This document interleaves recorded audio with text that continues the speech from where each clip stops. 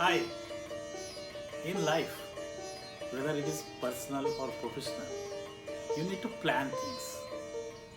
But sometimes even best laid plan also fails. So you need to have plan B. And I am very strong advisor of having plan B in life because anything can happen to our decided plan and you need to have something to fall back. So plan B is very important. But today, friends, I am going to tell you, you should not have plan B. In life, there are certain situations, whether it is personal or professional, that you can't turn back. No turning back. This happens with most of the students, MBA students or students who are doing post graduation. They normally have jobs, but they want to pursue post graduation or MBA, and they are studying for that. At the same time, they are doing job, and that I call it plan B, having job. And I have seen many students, they don't put their all efforts in their studies because they know I have a job. I can, even if I fail, there's nothing going to be. It's not going to be disaster. I can always have my job. And that kills the motivation to pursue that educational qualification. And sometimes they could not complete this post graduation or MBA. So that is what I call, sometimes you need to have no turning back. Means you just, if you want to do post graduation, if you want to do MBA, just do that. If you want to do chartered accountancy, cost accountancy, you just do that. Don't take a job because then you will turn back. And this happens even in professional life. There are certain projects, there are certain jobs when you can't turn back. You can't say, no, I will just stop here, I will resign, or I will take some other job, because then it is your failure and you will remember forever that failure. It will impact all the future motivation you have. So it is very important in such situation, just think this is a situation of no turning back. Now you will say, this is fine philosophy, no turning back.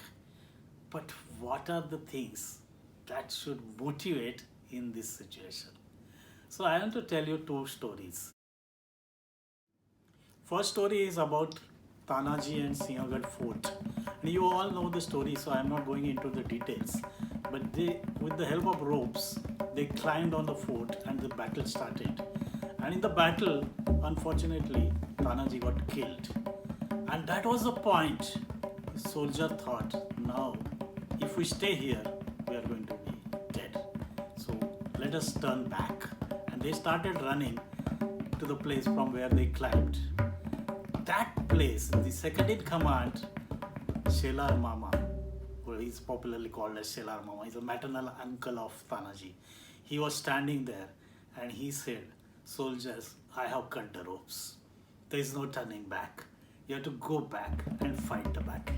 And I think that those words, I have cut the ropes, that put all the energy or all the stamina in the soldiers, all that passion, and they fought and they won when their chief was already dead. But just because the Shelar Mama did that, there is no turning back. I have cut the ropes. Friends, you should think about that. This story always, when you are doing a project, should think, ropes have been cut. I can't go back. I have to go straight ahead. Second story is about climbing a mountain. In one town, there was a mountain which was very difficult to climb, and many people tried and they failed. So one day, one young chap said, I am going to climb this mountain. So whole town gathered and they were all criticizing him. We were looking at him, he is very inexperienced, he was not known to people. So they said, you are not going to make it, don't try this.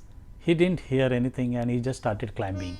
Of course, climb was difficult and he slipped in between. People started laughing, people started clapping, come back, come back. They were shouting, but he continued his journey and finally he managed. So all gathered around him and they wanted to know how he managed this. And then they started talking to him. They realized he was deaf. He said, I just was looking down and people were shouting and I thought people were cheering me up and I just went on climbing and climbing. Friends, this is what you should do. When you start some impossible job or some difficult project, there will be many people who will say you are not going to do it. You are not capable of doing this. So they will criticize you, they will discourage you, but you be deaf like that young man and you convert all that criticism as cheering up and you complete your job. That will help you. That will give you the energy. Friends, so these are the two things very important. When there is a no turning back situation, just remember, ropes have been cut. I have to move ahead and be deaf to all criticism. Convert that criticism into cheering up. That's all. Thank you.